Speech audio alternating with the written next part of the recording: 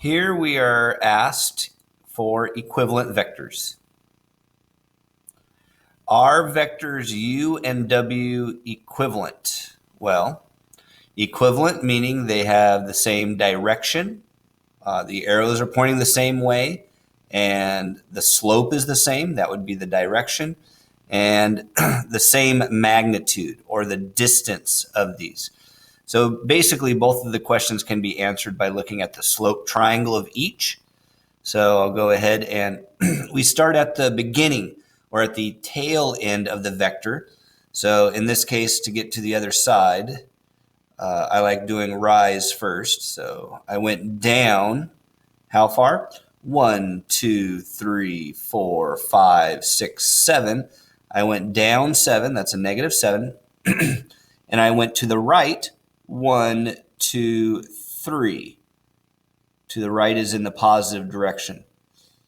So the slope is the change in y over the change in x.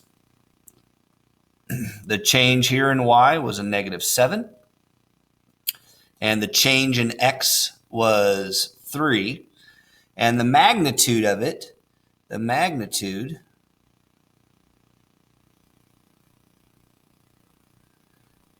is the distance from the end point to the tip. So that's basically the distance formula or the Pythagorean theorem. So it's going to be negative 7 squared plus 3 squared. So the magnitude here is the square root of 49 plus 9. So the magnitude is the square root of 58. And we could simplify this if we needed to. We could see if it simplifies. I can tell already it's not prime since we have an even digit right here on the end. But let's just kind of answer the question about are they equivalent or not. So on the next vector u, we go down 1, 2, 3, 4, 5, 6, 7. So I went down 7. And 1, 2, 3 to the right, plus 3. So notice everything matches here. So in that sense, they are equivalent. So yes, they are equivalent.